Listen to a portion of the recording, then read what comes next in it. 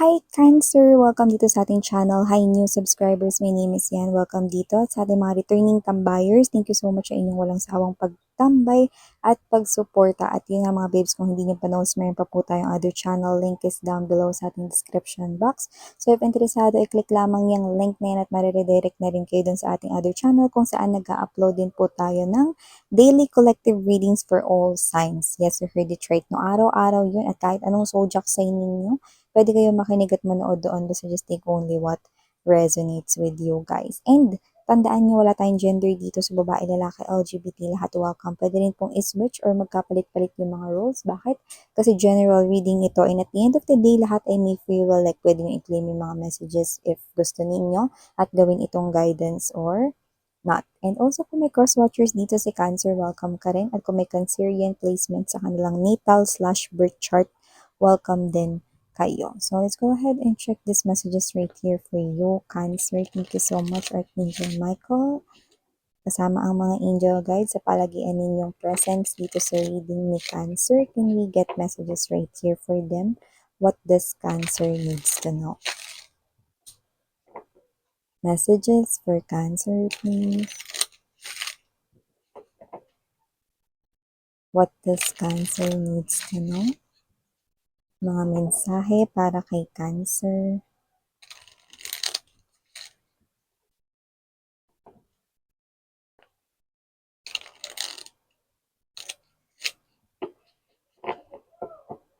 Okay, so let's go ahead and check these messages right here for you, Cancer. So we do have here the energy of Moon energy, Four of Swords, Five of Cups, Magician, Two of Wands, King of Wands, bottom of the deck, Sun card energy. Andito din ang Three of Swords and the Two of Coins energy. So, Cancer, ang ganda nito, unahin ko na. So, nakita ko dito ng energy ha, na ito ay hindi mo alam na parating sa inyo. Pero kung ano tong bagay na ikinalulungkot mo, yan.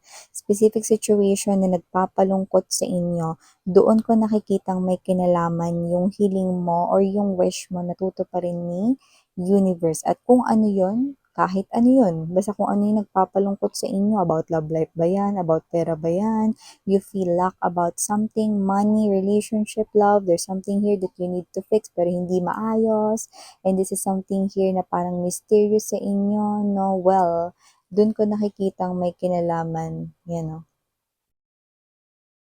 yung tutuparin ni universe na wish mo dito. With the Magician card energy, universe will grant here the fixture or yung pag-aayos, the repair of that thing that makes you sad right now. Ngayon ha, kung anong pinoproblema mo ngayon, yung kinalulungkot mo ngayon na, the universe will make tupad yung wish mo, no, para matanggal yung sadness mo. Okay, mapalab life man yan, away ba kayo?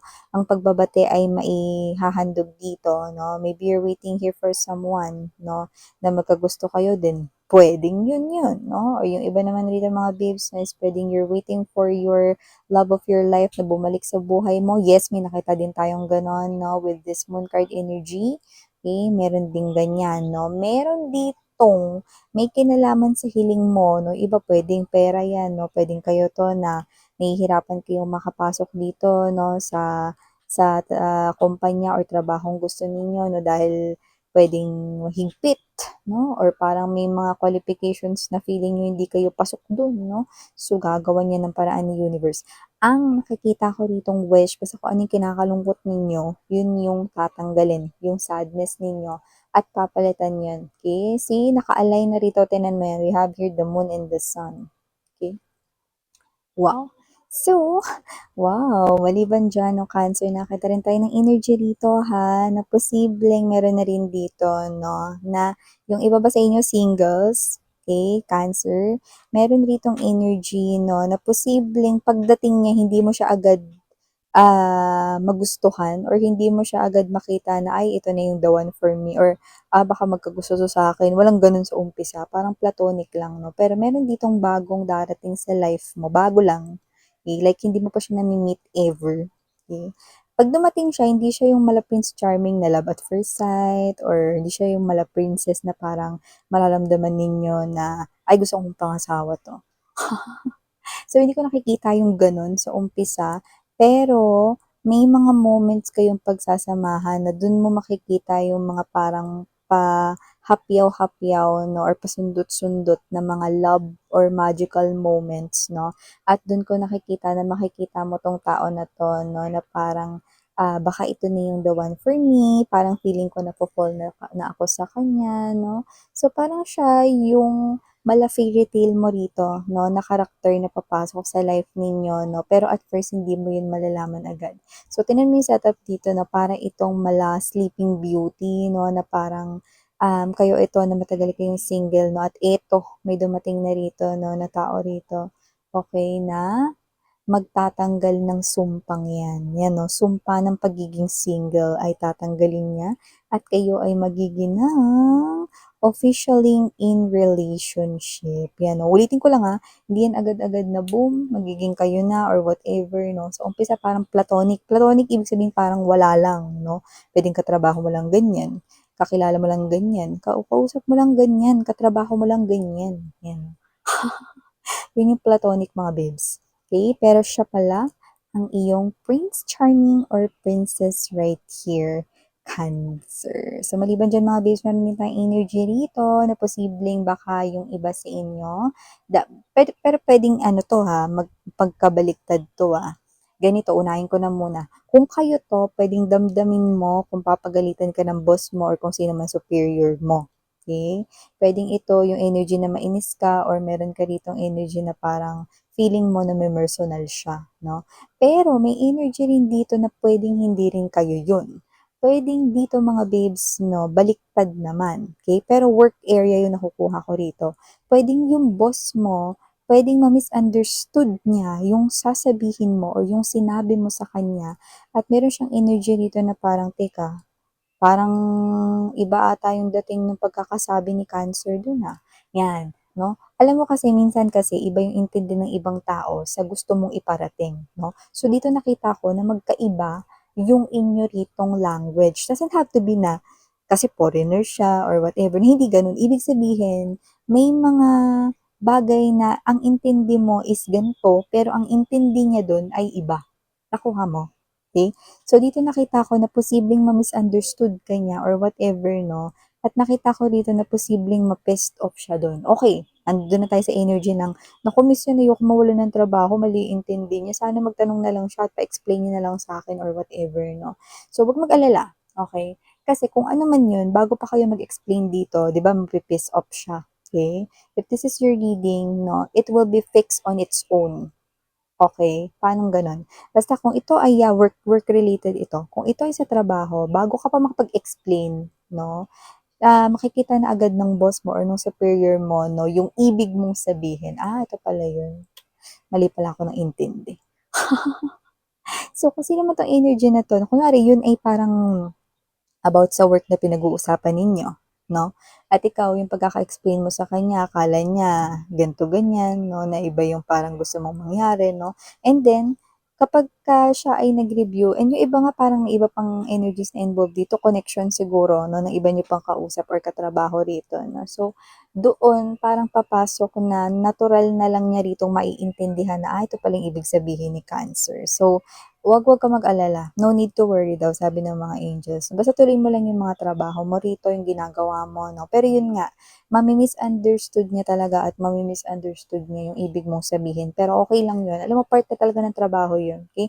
Tsaka alam mo mga babes 'no, hindi porket, nagsabi kayo ng opinyon ninyo, eh, parang grounds na yun para matanggal kayo sa work. Hindi yun gano'n 'no, alisin niyo yun sa inyong mindset. Basta gawin niyo lang na maayos yung trabaho ninyo at kung ano yung makabubuti for your work or sa inyo ritong pinagtatrabahuhan or sa trabaho ninyo itself, then continue doing that. Okay? There's nothing wrong about it. No? So, don't worry or don't overthink it. 'Di ba? So, dito naman tayo sa maganda na energy. Meron ditong energy mga babes, no, na posibleng kayo ito nilumbas kayo.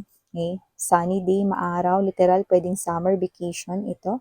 Or iba pwedeng meron ditong pagluwas, pag-uwi sa probinsya, or parang malalandscape yung pupuntahan ninyo. Pwedeng beach, may falls, pwede rin naman na may mga mountains, no? Pero ito ay talagang purely bakasyon lang, walang halong work related. Okay? Pwedeng ito ay kasama mo yung mga friends mo or whatever, no? Ito lang talaga. Mag-enjoy kayo dyan. Pero may chance na may makita kayo dyang familiar na mukha, no? Pero okay lang naman kasi naka-move on na rin naman kayo sa kanya. Yes, you heard it right. Possible na makita mo dyan, lalo na kung ikaw to na makaka-resonate dito, possible na makita mo dyan yung ex mo, pero okay lang, naka-move on ka naman na sa kanya. Ano? So, nakikita ko dito hindi ka naman masyadong affected, pero yun nga, no, it's a familiar face na makikita mo diyan. Maganda kasi yung hindi na kayo affected kasi parang okay lang, hindi nga maapektuhan rito yung happiness ninyo, nag enjoy lang kayo diyan sa inyo ritong bakasyon, no, ganun lang. Diba, nakita niyo lang siya, ganun lang, okay. Di kung gusto niya mag-hide, di okay, yan, no. Pero yung energy ng ano, kung iniyakan niyo siya, wala na yun, hindi na kayo affected eh. Yun yung nakikita ko rito eh. So, more likely, para lang kayo nakakita ng pamilyar na mukha, period. Tapos, balik na kayo ulit sa pag enjoy ninyo. Hindi kayo mababother at all.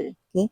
Sinabi lang siguro dito, no, kasi para lang rin alam nyo na, no, na makikita nyo ulit at masisilayan ninyo yung ex ninyo, no, dun sa moment na nag-e-enjoy kayo. No? Actually, hindi talaga kayo yung sasalo ng mensahe na yun. Kasi para talaga yun dun sa ex mo. Kasi gustong ipakita ni universe dito sa kanya, no, na kayo ay masaya na kayo ay masaya na at kayo ay masaya nang wala siya. Yan, may ganong klase. Kasi yung iba sa kanila, yung mangilan-ngilan kasi sa kanya sa kanila mga babes, no. May indikasyon kasi rito na parang ang nasa isip pa nila, although hindi na nila gusto makipagbalikan or whatever, no. Meron kasi sa kanilang isip rito na parang niisip nila na hindi pa kayo nakaka-move on, nakaganon pa rin kayo, love niyo pa rin sila, bla bla bla, or parang kayo to na gusto niyo pa sila magbalik sa buhay ninyo. So, ito na yung sagot, no? Makikita nila kayo rito at mararamdaman nila na, ay, totoong happy nga talaga siya at nag enjoy siya. Yan, no? Baka takbo-takbo pa kayo dito sa beach, no? Or kung hindi nyo friend yan, baka yan yung lover nyo. Kasama nyo, di ba? Diyan sa bakasyon na yan. So, naghahagisan pa kayo ng ano, no? Nagtatalsikan kayo ng ano, tubig dagat. Tapos natalsikan niyo sa mata yung lover ninyo, no? Tapos kunwari nag-inarte siya, no? Na nahapdian siya sa mata, nataskinis niyo, yan, no? E di doon niya makikita lalo na talagang happy na nga kayo, di ba? So, ganung example. So, ito yung mga messages right here for you guys. Thank you so much again, I'm Yuriana on Sarang Hiya, Love in Light Cancer. And, yun.